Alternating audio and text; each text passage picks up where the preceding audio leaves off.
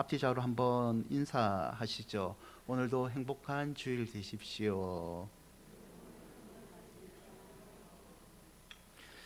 여러분, 2010년 8월에 영국의 일간지인 데일리 메일이 매우 흥미로운 기사 하나를 냅니다.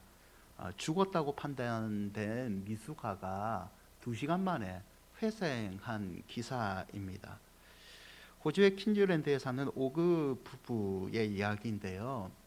이 부부는 수년 동안 노력을 했지만 아이를 못 가졌습니다. 그러다가 임신을 하게 돼요. 그러나 예정일보다 이 아이가 14주 일찍 태어납니다. 1kg 미숙아이죠. 미숙아이다 보니까 장기가 몇 개 없겠죠. 숨이 멈춰 버립니다. 의료진은 20분 동안 사투를 벌였지만 소용이 없고 이 아이에게 사망 선고를 내립니다. 시신을 산모에게 건네주죠. 아이와의 마지막 이별 시간입니다. 엄마는 축 처진 아기를 받아 안고 모두 병실에서 나가라고 한 후에 아이의 아빠를 부릅니다.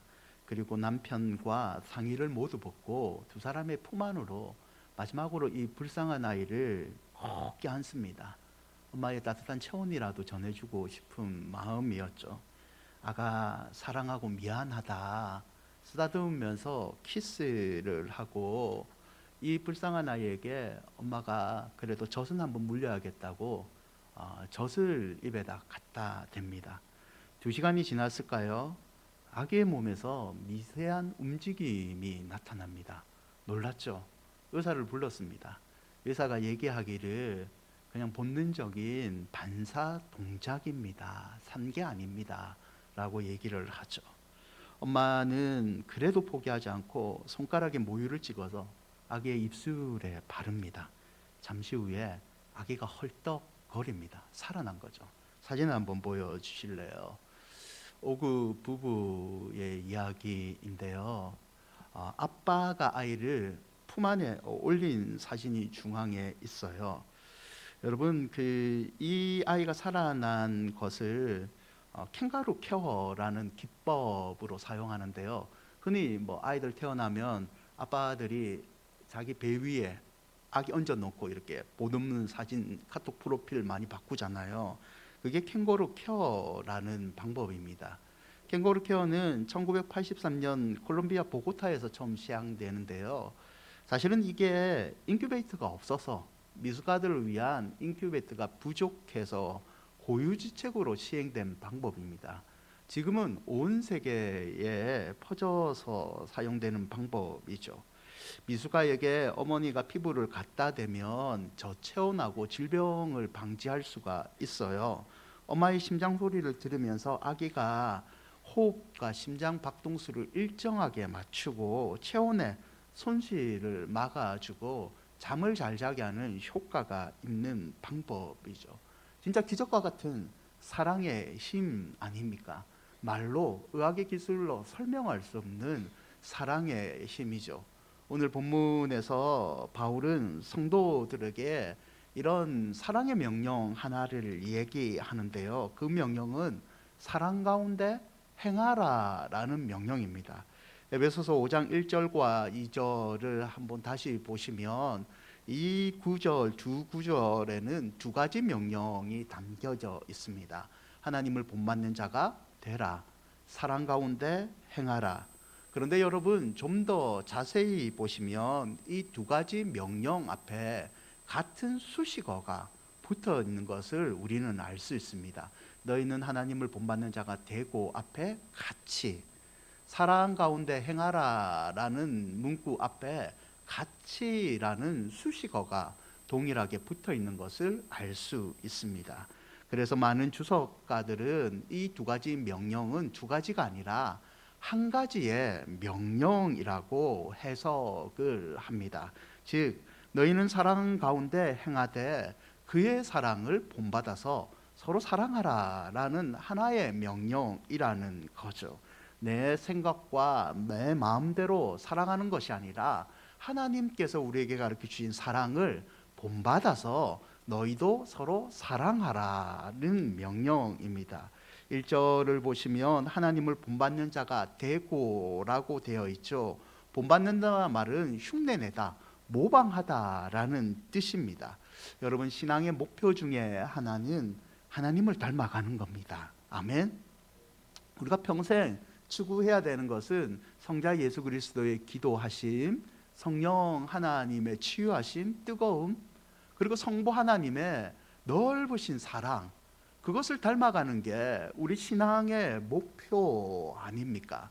왜 그렇잖아요. 뭐 저한테 그런 칭찬해 주신 거 저는 너무 좋아해요. 그럴 일은 별로 없는데 목사님을 보니까 하나님의 인자하심이 생각나요. 너무 기분 좋잖아요. 너무 은혜가 되잖아요. 우리 신앙의 목표는 하나님을 닮아가는 겁니다. 그런데 오늘 사도 바울의 이 에베소서의 말씀에 의하면 하나님을 닮아가는 사랑하라는 것은요, 여러분, 선택이 아니라 성도라면 반드시 해야 되는 명령이라는 거죠. 제가 요즘 은혜 받는 찬양이 있는데요, 깊어진 삶을 주께라는 찬양이 있습니다.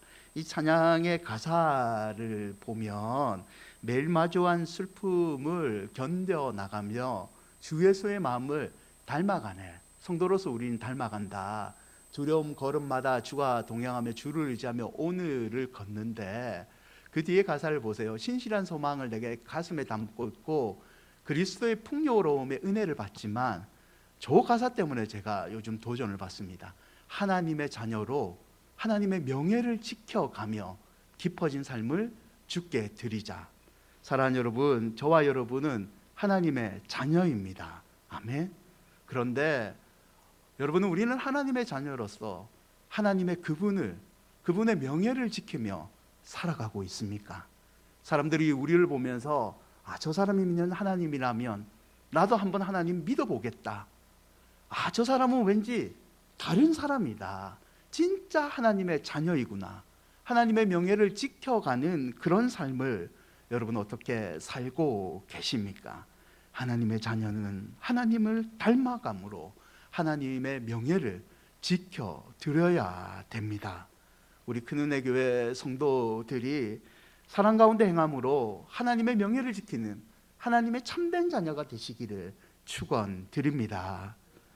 하나님의 자녀로 명예를 지키는 삶에 관해서 오늘은 나누고자 하는데요, 그 첫 번째는 하나님의 사랑을 경험하라입니다. 여러분, 이 세상에 어떤 사람도 저절로 사랑을 할 수는 없습니다. 내가 자녀를 낳았지만 그 자녀에게 내가 노력을 하지 않으면요, 그녀를 사랑할 수가 없습니다. 계속 그냥 나 너 사랑해 라고 여러분 12시간만 바라보고 보십시오. 그러면 가만히 앉아있는 아들이 사랑하기보다는 때리고 싶은 미움이 마음 가운데 먼저 생길 겁니다. 부모와 자식 간에도 여러분 저절로 사랑은 절대 못합니다. 엄마들이 많이 참아주고 그래도 달래주고 어쩔 때는 혼냈다가 그렇게 해야지 사랑이 이루어지는 것 아닙니까? 사람은요, 죄로 말미암아 본성이 이기적입니다. 이기적이기 때문에 저절로 사랑은 없죠. 제가 여기 부임하기 전에 마지막으로 부교육자로 신방을 했던 가정이 남편이 경찰인 가정이었습니다. 이사를 하고 이사 신방을 드렸는데요, 이사 신방을 한 다음에 저는 사실 그분을 이사 신방에서 처음 뵀어요. 경찰 근무를 하시다 보니까 뭐 주일에 근무할 때도 있고 야간 근무가 많아서 이렇게 예배를 와도 저랑 잘 마주칠 시간이 없었거든요. 그래서 신방을 끝난 다음에 너무 힘드시죠 라고 조금 목사가 아는 체 하면서 조금 이렇게 좀 마음을 조금 나누고 싶었습니다. 그래서 뭐가 제일 힘드세요? 라고 물어봤죠. 그리고 저도 다년간의 신방을 하면서 경찰 직업을 가지신 분들이 신방을 했기 때문에 야간 근무 때 주치자, 술 취한 사람들, 술 때문에 싸우는 사람들 있죠. 그런 분들 때문에 많이 힘드시죠? 라고 얘기를 했어요. 이분이 신정역 근처에 있는 곳에서 근무하시는 분인데 제가 예상했던 답변과 다른 답변을 하셨어요. 목사님, 옛날에는 주치자 때문에 많이 힘들었습니다. 가게에서 싸우고 집에서 싸움이 일어나고 달래고 서로 합의하세요. 뭐 이런 게 우리의 주 업무였습니다. 그런데 요즘은 바뀌었습니다. 저희가 가장 많이 출동하는 이유는 가정폭력입니다. 단순히 이 부부가 싸우는 문제를 떠나서 이 아버지와 아들이 칼 들고 싸우고 이런 가정폭력의 문제로 사실은 저희들이 제일 힘듭니다. 이 문제를 해결해도 마음에 찝찝함이 남는 거죠. 여러분, 이렇듯 사람은요 스스로 사랑 가운데 행할 수는 없습니다. 그러면 어떻게 해야 되나요? 오늘 사도 바울의 권면처럼 사랑의 근원이신 하나님께 우리는 배워야 합니다. 1절과 2절을 한 번 더 함께 읽어 보실까요? 그러므로 사랑을 받는 자녀같이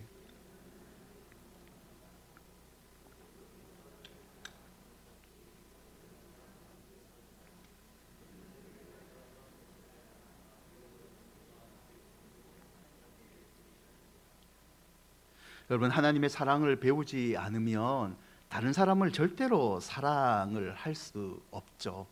1만 달란트라는 비유가 있는데요. 어떤 사람이 금 1만 달란트 몇백억의 빚이 있었는데 이 사람이 갚을 능력이 없었어요. 주인이 불쌍히 여기사 이 1만 달란트를 탕감해 줍니다. 안 갚아도 된다. 은혜 아니에요. 너무 좋아서 이 사람이 집에 돌아가고 있는데 자기에게 100데나리온 몇백만 원 빚진 사람을 만납니다. 여러분이 어느 날 수백억의 빚을 탕감받았습니다. 집에 돌아가는데 여러분한테 몇백만 원의 빚을 만난 사람을 만났습니다. 여러분 어떻게 해주실 것 같아요? 내가 오늘 몇백억을 탕감받았으니까 몇백만 원 안 줘도 됩니다. 이렇게 말하실 것 같아요? 여러분은 믿음이 좋으시네요. 저는 받아낼 것 같습니다. 사람은 원래 그래요. 내가 받았지만 안 하거든요. 이 사람도요, 돈이 없다고 조금만 기다려 달라는 그 사람의 멱살을 잡고요, 감옥에 쳐넣어 버립니다. 왜 이게 참 독한 놈이네 말할 것 같죠. 근데 참 인간적인 모습입니다. 어떻게 보면 이 소식을 듣고 주인이 화를 내면서 이렇게 얘기합니다. 마태복음 18장 32절과 33절인데요. 주인이 불러다가 말하되 악한 종아, 내가 빌기에 내가 내 빚을 전부 탕감하여 주었거늘 내가 너를 불쌍히 여김과 같이 너도 내 동료를 불쌍히 여김이 마땅하지 아니하냐 하고. 여러분, 우리가 이성적으로는 1만 달러 몇백억의 빚을 탕감받았기 때문에 몇백만 원은 그냥 안 받아도 된다라고 생각을 합니다. 그러나 실제로 행동은 그렇게 하지 못합니다. 왜 그럴까요? 주인을 믿지 못했기 때문입니다. 이런 은혜를 자기가 못 받아봤기 때문이죠. 마음속으로 이렇게 생각했을 거예요. 오늘 주인이 헷가닥해서 수백억을 탕감해 줬구나. 저 노인이 치매가 걸렸다. 어느 날 생각나서 나한테 다시 몇백억 갚으라고 말을 할 것이다. 그때를 대비해서 내가 몇백만 원이라도 빨리 돈을 모아놔야겠다. 은혜를 여러분 마음속으로 느끼지 못하고 그 은혜를 믿지 못했다는 겁니다. 사랑하는 여러분, 이와 같이요, 우리가 누군가를 사랑하기 위해서는요, 하나님의 사랑을 날마다 경험해야 됩니다. 하나님의 사랑을 경험하지 못하면요, 우리가 이웃을 사랑하는 게 일시적으로는 가능하지만 계속해서 그 이웃을 하나님의 사랑으로 대할 수 없다는 거죠. 여러분은 어떤가요? 요즘 하나님의 사랑을 경험하고 계십니까? 하나님의 사랑을 자주 경험하고 계십니까? 운전을 하다가, 집에서 설거지를 하다가, 아이고 내가 주책이네, 하나님 생각하니까 눈물이 흐르네. 여러분 이렇게 말해 보신 적이 언제입니까? 기도를 하다가 내가 할 일이 너무 많은데 하나님 사랑이 너무 감사해서 해야 될 일을 잠시 멈추고 행복한 느낌을 가져본 적이 언제이십니까? 스웨덴의 시인이자 복음 찬송의 저자인 린들 샌덜이라는 분이 계세요. 이분은 루터교의 목사의 딸의 딸로 태어납니다. 어려서부터 마비 증세로 고생하다가 치유를 받아요. 그 감격으로 신앙시를 쓰기 시작합니다. 26세에 아버지와 함께 보트를 타고 여행을 했습니다. 그런데 안타깝게 아버지가 페터노스에 빠져 익사하십니다. 어려움에 휩싸이죠. 하지만 그녀는 자신의 일생을 인도하시는 하나님이 주신 믿음으로 그 상황을 극복해요.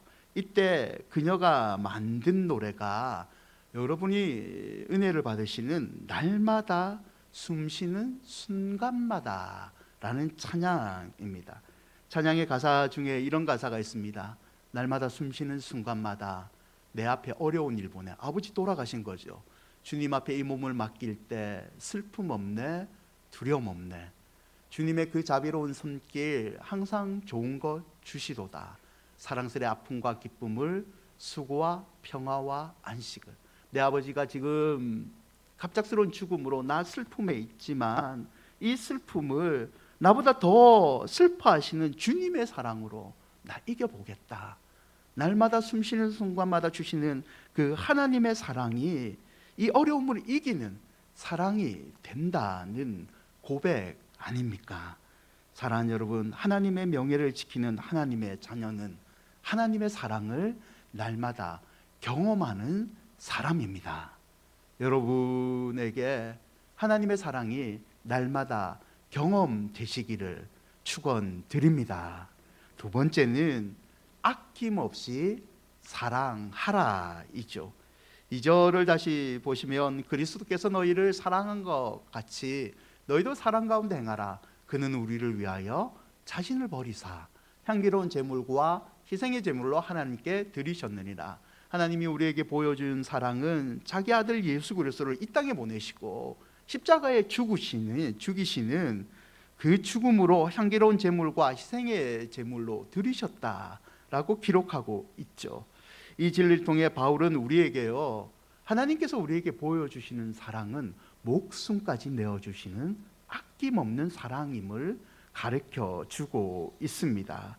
여러분, 또한 이 구절에서 바울이 말하고 싶은 것은요, 사랑이라는 것은 쉬운 것이 아니다는 것을 말하고 있어요. 여러분, 그렇잖아요. 내가 우리 자녀를 하나님의 사랑으로 키운다고 얘기하지만 여러분, 사랑보다는 손이 먼저 올라갈 때가 많습니다. 여러분, 그렇잖아요. 아낌없이 하나님의 사랑을 베푼다고 하지만 이 아이를 보면서, 변하지 않는 자녀들의 모습을 보면서 도대체 이 아이는 언제 변해질까? 과연 이 아이가 먼저 변할까? 주님이 먼저 오실까?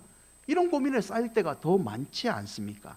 그럼에도 불구하고 하나님의 진짜 자녀들은 우리에게 모든 것을 쏘아 부어주신 하나님처럼 아낌없이 사랑을 베풀어야 된다고 사도 바울은 강조하고 있습니다.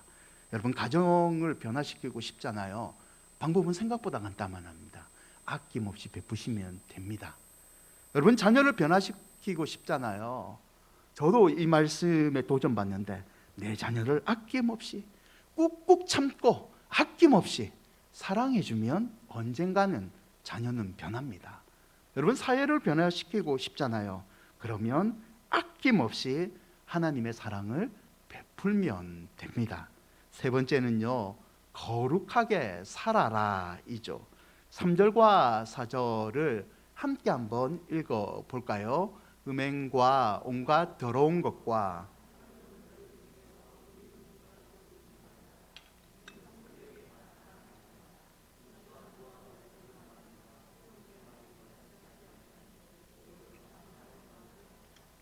3절과 4절을 보면 6가지 죄가 언급되어 있어요. 성경의 주석가들은 이 6가지 죄의 공통점을 찾아냈는데요, 그 공통점은 이 6가지 죄는 성적인 죄입니다. 여러분, 3절의 음행과 더러운 것은 결혼 후에 갖는 성행위를 묘사를 해요.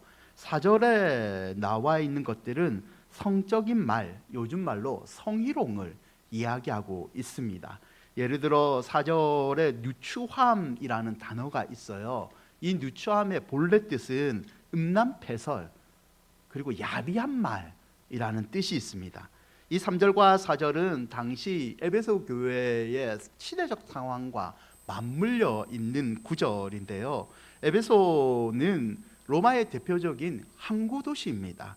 여러분, 항구 도시의 특징 아시죠? 제가 자란 부산도 항구 도시입니다. 이 근처에 인천이라는 항구 도시가 있죠. 항구 도시는 정치, 경제, 사회, 문화의 중심입니다. 그리고 항구 도시는요, 이 바다에 나가서 일을 하는 사람들이 많기 때문에 미신이 강하잖아요. 이 에베소에도 풍요의 여신인 아데메, 다이애나라고 불리는 그 신전이 있는 도시였습니다. 이 신전에 사람들이 일상생활에서 늘 제사를 드립니다. 그런데 이 다이애나에게 드리는 제사 중에 의식 가운데 하나 순서가 뭐냐면 신전에서 일하는 창녀들과 동침하는 순서가 있습니다. 부인 외에 다른 여자와 성행위를 해도 문제가 되지 않는 공식적인 순서가 제사 가운데 있었습니다. 그래서 에베소에 있는 예수를 믿는 사람들조차 내가 음행을 즐기기 위해서는 다이애나 신전으로 가는 겁니다. 거기 가서 창녀와 동침을 합니다. 이게 그냥 당연한 겁니다. 죄가 아니라 그냥 용인되는 사회적인 풍습이었습니다. 이런 배경 하에서 바울은요, 에베소 교인들에게 5장 6절을 보면 이렇게 얘기합니다. 누구든지 당연하고 죄가 아니라고 헛된 말로 너희들을 속이지 못하게 하라. 그 말에 속지 마라. 왜냐하면 하나님은 그것을 싫어하신다. 하나님은 거룩함을 원하신다 라고 바울이 얘기하는 거죠. 여러분, 오늘날 우리 사회는 어떻습니까? 우리 사회도 음행을 당연시 여기는 분위기가 있습니다. 아니, 음행을 포함한 하나님이 싫어하는 것들이 있는데 사회가 그냥 당연하게 여기는 것들이 있습니다. 여러분, 세상은 우리에게 이렇게 얘기해요. 즐겨라. 왜 너만 유독 그렇게 그거를 하지 않느냐? 사회는 괜찮다고 말합니다. 그까짓 건 아무것도 아니다. 그냥 눈 한번 감아라. 눈 한 번 감고 사람들 속이고 속이는데 너도 속여라. 왜 바보같이 그렇게 당하기만 하냐라고 말을 할 때가 있습니다. 그러나 하나님은요, 분명하게 말씀하십니다. 속지 마라. 5장 6절을 다시 보실래요? 누구든지 헛된 말로 너희를 속이지 못하게 하라. 이로 말미암아 하나님의 진노가 성도라도 불순종의 아들에게 임한다라고 얘기를 합니다. 여러분, 하나님의 자녀는요, 세상의 말을 듣는 사람이 아니라 하나님의 말을 듣는 사람입니다. 아멘. 하나님의 사랑을 하나님의 자녀로 본받기 위해서는요, 여러분 마음속에 불편하지만, 말하는 저도 불편하잖아요. 나도 가끔씩 죄를 지으니까. 여러분, 불편하지만 거룩하게 살아야 됩니다. 성경에서 말하는 거룩은요, 여러분 죄와 피 흘리기까지 싸우는 겁니다. 히브리서 12장 4절인데요, 너희가 죄와 싸우되 아직 피 흘리기까지는 배항하지 아니하고. 히브리서의 이 말은 당시에 검투사의 싸움에서 유래를 했는데요, 검투사의 싸움은 단순한 오락과 스포츠가 아니었습니다. 한 사람이 죽을 때까지 싸우는 것, 그게 검투사의 싸움이었잖아요. 동일하게 우리가 죄와 피 흘리기까지 싸워야지 하나님이 싫어하는 것들이 우리 안에 없어지고 우리는 하나님의 거룩한 자녀가 됨을 말하고 있습니다. 여러분, 여호수아 5장 2절을 한번 보실래요? 그때 여호와께서 여호수아에게 이르시되 너는 부싯돌로 칼을 만들어 이스라엘 자손들에게 다시 할례를 행하라 하시매 이스라엘이 요단강을 건너서 약속의 땅 가나안에 이제 들어갑니다. 그런데 하나님이 내리신 명령이 뭐냐면 너희들 축제를 벌려라, 식사를 나누어라, 이런 명령을 내리는 것이 아니라 할례를 행하라 라는 명령을 내리십니다. 2절 앞에 보시면 이런 말이 있어요. 그때에. 이 그때는 어떤 때냐면 이스라엘이 승승장구할 때입니다. 홍해를 가르고 여리고성을 무너뜨리고 기적적으로 요단강을 건널 때입니다. 이스라엘이 얼마큼 승승장구했냐면 여호수아 2장 9절을 보면 이스라엘의 적들이 이스라엘을 두려워하고 있습니다. 심히 두려워하고 이 땅에 사는 가나안 땅에 사는 주민들이 이스라엘 앞에서 간담이 높더라. 우리를 싸우면 무조건 진다. 여러분, 이런 상황에서 이스라엘이 선택하는 방법은 뭡니까? 공격을 해야 됩니까? 말아야 됩니까? 대전은 이미 기울었습니다. 이스라엘은 그냥 쳐들어가면 이깁니다. 그런데 이 절호의 찬스에 하나님은 공격하라, 이런 명령을 내리신 것이 아니라 할례를 행하라 라고 말을 내립니다. 여러분, 할례는 남자들의 아이들의 포경수술과 똑같은 거잖아요. 남자들은 군사력입니다. 전쟁 중에 남자들이 할례를 행한다는 것은 전쟁을 할 수 없는 상태입니다. 이때 이방민족은 할례를 모르잖아요. 이 가나안의 족속들이 할례 때문에 쉬고 있는, 아파하는 이스라엘 남자들을 공격하면 이스라엘은 패배하는 겁니다. 그런데 왜 하나님은 이 중요한 순간에 이스라엘을 하여금 할례를 행하라고 했을까요?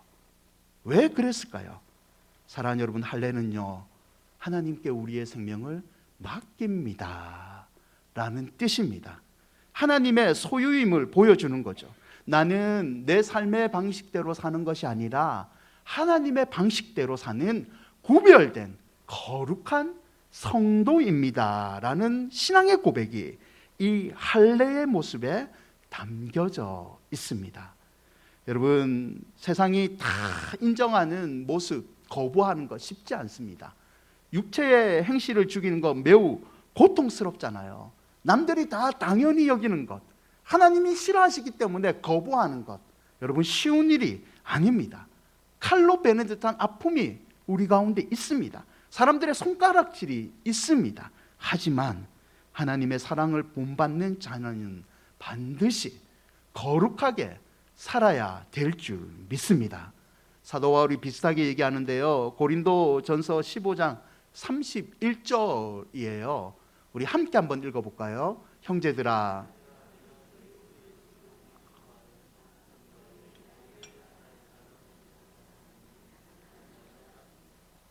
사람들이 뭐라고 하든 나는 하나님께서 말하시는 죄와 피 흘리까지 싸우는, 날마다 죽는 이 거룩한 백성이 되겠다. 이 바울의 권면이 저와 여러분의 믿음의 다짐이기를 바랍니다. 여러분, 5월은 가정의 달이에요. 그래서 여러 교회들은 오늘을 어린이 주일, 다음 주일을 어버이 주일, 셋째 주를 스승의 주일로 섬깁니다. 그리고 좀 더 나간 교회는 넷째 주를 부부의 주일로 섬기는 교회들도 있더라고요. 여러분, 교회가 왜 어린이 주일, 어버이 주일, 스승의 주일과 같은 절기를 만들었을까요? 아이들에게 용돈 주는 날, 교회가 선물 주는 날, 그 이유로 이 절기를 만들었을까요? 여러분, 이런 절기를 교회가 만든 이유는 하나님 앞에서 믿음의 다짐을 하기 위해서입니다. 우리 아이를 거룩한 아이로 양육하겠습니다. 거룩한 사랑으로, 하나님의 사랑을 본받아서 내 부모를 진심으로 섬기겠습니다.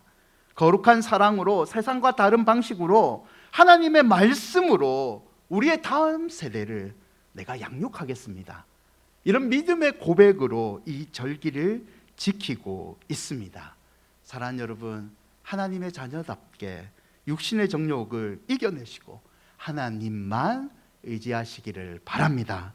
거룩한 고백, 믿음으로 살겠다는 이 거룩한 고백으로 하나님의 명예를 지켜드리는 자녀가 되시기를 축원드립니다. 말씀을 맺고자 합니다. 헤르만 헤세의 소설 가운데 어거스터스라는 소설이 있습니다. 어거스터스라는 아이가 세상에 태어납니다. 이 아이가 태어나자마자 아주 이상한 노인 한 명이 어거스터스의 어머니에게 찾아와서 이런 말을 합니다. 이 아이가 장차 어떤 사람이 되기를 원합니까? 소원을 하나 얘기하십시오. 내가 그 소원을 들어주겠습니다. 어거스트의 어머니는 노인에게 다음과 같은 소원을 얘기합니다. 이 아이가 모든 사람에게 사랑을 받게 해 주십시오. 사랑받는 사람이 되게 해 주십시오. 노인은 그 소원이 이루어질 것이다 라고 말을 하고 사라집니다. 노인의 말처럼 정말 어거스터스는 누구에게나 사랑받는 아이로 자랐습니다. 하지만 계속되는 사랑은요, 이 어거스터스를 교만하게 만듭니다. 방탕하게 만들고요, 아나 무인이 되게 합니다. 결국 어거스터스는 말년에 사람들에게 버림을 받게 돼요. 비참한 생활을 하게 됩니다. 비참한 나날을 보내던 어느 날 옛날에 그 노인이 이 어거스터스에게 다시 나타납니다. 당신이 너무 비참하니까 내가 소원을 한 번 더 들어주겠습니다. 어거스터스가 주저없이 여러분 이제 어떤 소원을 빈 것 같아요? 모든 사람을 사랑할 수 있게 해 주십시오. 이런 소원을 여러분 남겼대요. 사랑하는 여러분, 하나님은요 사랑받는 행복보다 사랑하는 행복을 더 누리기를 원하십니다. 여러분 자녀를 저보다 더 키워봐서 아시잖아요. 무조건 사랑해 주는 것보다 그 아이에게 사랑하는 방법을 가르쳐 주는 게 진짜 그 아이를 믿음으로 양육하는 것 아니겠습니까? 하나님께서 보여주신 사랑을 나만 경험하는 것이 아니라 아직 이 사랑을 모르는 사람들을 하나님의 사랑으로 이끌어가는 것, 그것이 하나님의 명예를 지키는 하나님의 자녀들의 모습이죠. 고린도전서 16장 14절 너희 모든 일을 사랑으로 행하라. 아멘. 사랑하는 여러분, 매주 우리가 살아가는 삶은요 하나님의 사람으로 살아가기에 쉽지 않습니다. 하지만 하나님은 우리에게 성도답게 살아가라 라고 명령하십니다. 하나님의 사람으로 살아가는 게 실패할까 봐 두려움이 우리 마음 가운데 있습니다. 하나님을 닮지 못하는 내 모습에 실망하는 그 마음이 남아 있습니다. 그러나 그럼에도 불구하고 여러분 하나님의 은혜에 의지하여 한 주간 믿음으로 살아가시기를 바랍니다. 아낌없이 사랑을 주시는 하나님을 본받아 하나님의 사랑을 여러분의 자녀들에게, 여러분의 부모님들에게 나누어주는 하나님의 자녀로 명예지키는 한 주간이 되시기를 주의 이름으로 축원드립니다. 우리 찬양하실까요? 날마다